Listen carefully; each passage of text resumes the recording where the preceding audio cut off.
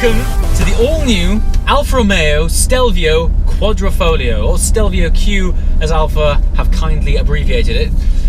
We are in the Middle East. We are in the state of Ras Al Khaimah, which is just outside of Dubai, and I conveniently find myself on one of, if not my all-time favourite driving roads. It's called Jebel Jais, and it winds its way up to the tallest point in the Emirates.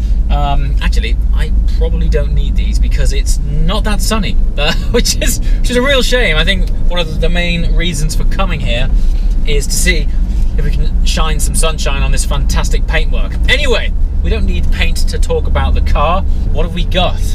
I think what says a lot about this car is that its 2.9 litre V6 twin turbo engine, pushing out just over 500 horsepower, was developed in conjunction with Ferrari. So Alfa are not messing around. It's such a lovely, characterful engine. This day and age, obviously for emissions regs and efficiency, everything's going turbocharged. And one of the problems with that is you can lose a lot of engine character, particularly in cars which have to do two jobs like this one. On the one hand, yes, it is a quadrifoglio, so it's designed to be sporty. On the other hand, it is an SUV, sports utility vehicle. The S, it does incredibly well. I shall demonstrate that shortly.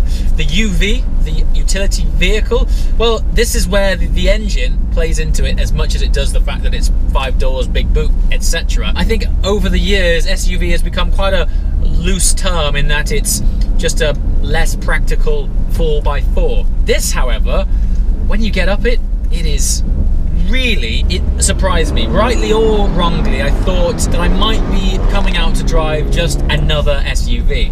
However, the turn-in on this is phenomenal. You can actually, if you time it right and you've got plenty of throttle after the apex, it actually oversteers. How cool is that? And it does it all in the relatively practical package that is the standard Stelvio. Anyway, into race mode.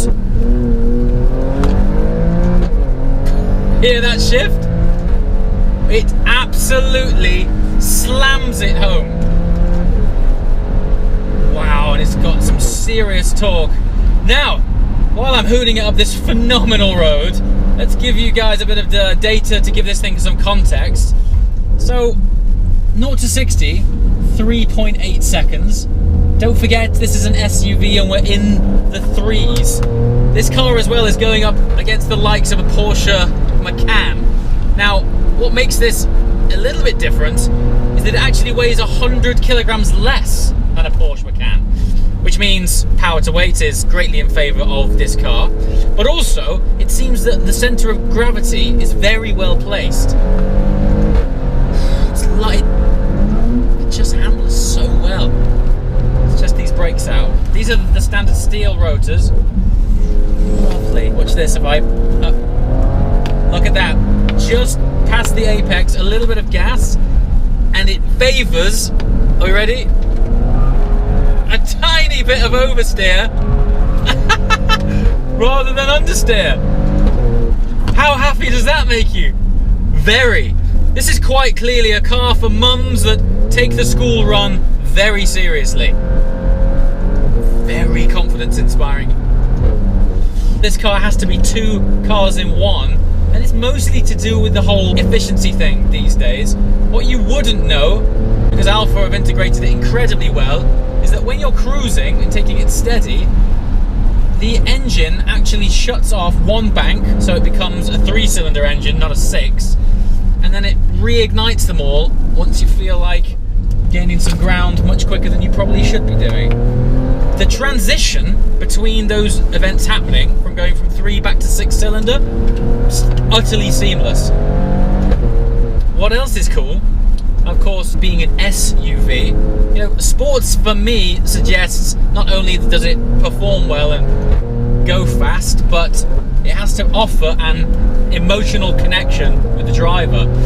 Now, this having a helping hand from Alfa's friends over at Ferrari, it's actually got a flat plane crank, so it sounds so lovely. Listen, and listen to the shift now. You ready? It's got a nice whip crack on the upshift. I'm pretty sure SUVs shouldn't be this good. It's amazing. Wow.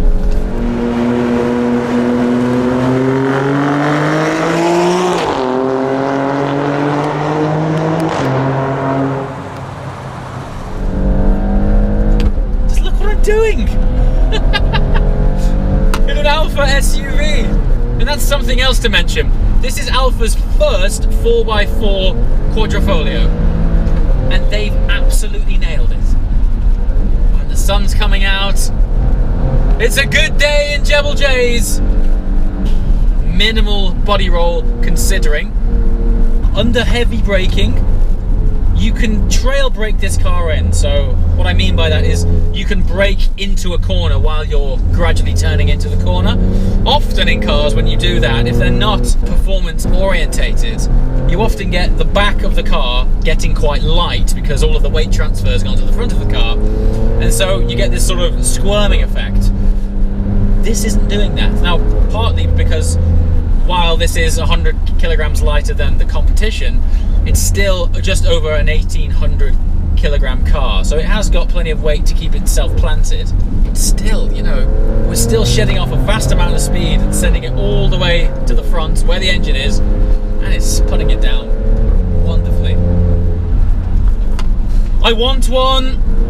I would like one of these, please, Alfa Romeo. Oh, if not for that gear shift alone. This truly is an SUV now. Just by putting this gearbox in. I mean, the engine's fantastic, but you can't just have a great engine. The number one thing is it's inspiring me to keep going. I just want to keep driving. Well done, Alfa. So, first drive done. Phenomenal. Also, the sun has just come out, so I thought we'd take a walk around this while the sun is showing up the paintwork. Got some awesome details on this car. I'm going to start with the brakes because they slow down this plus 1800 kilogram of a car something special. I mean, I've been going up and down. Check this out. This road, it winds on and on and on and on and on. Yeah, I've been going up and down that all day. Very little fade. Don't get me wrong, it's not a track car, but it's been holding its own fantastically well. It sounds, check out the pipes. It sounds brilliant. As I mentioned, a flat plane crank, 2.9 litre V6 twin turbo. But the way this thing puts out the vocal cords is impressive. I guess, again, that's because it's been developed with the guys from Ferrari and just had a little Italian flair sprinkled on it. My favourite features of the whole car is the interior. Now, I have spent some time in the standard Stelvio. Nice place to be, but this, they've really upped their game.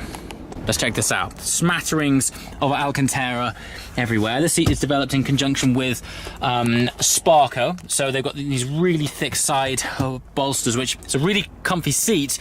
But when you're really taking the kids to school fast, these things are holding you in place big time. But it's the use of carbon fiber. The whole side of the seat here, carbon. Nice carbon trim on the wheel. Alcantara clad on top with matching red contrast stitching. Alfa Romeo embossing on the headrest, but this I think is my favourite feature. The carbon backed sculpture of both of the front seats. Look at that. What a great place to be, huh? You wouldn't mind having a back seat if you could stare at that much carbon all day. And again, carbon door inlays. The whole thing, I really like. I could genuinely see myself owning one of these cars. I think it's awesome. And they sound great too. Now, little details like vents on the bonnet might not seem a big deal, but when I pan back like this, look how much more aggressive it looks for it. Really subtle, but great flair. Yeah, I'm a big fan of the way this car looks. It's got excellent stance. The side profile is great. Yeah, really impressed all round. So there you have it. My first drive in the Stelvio Quadrifoglio.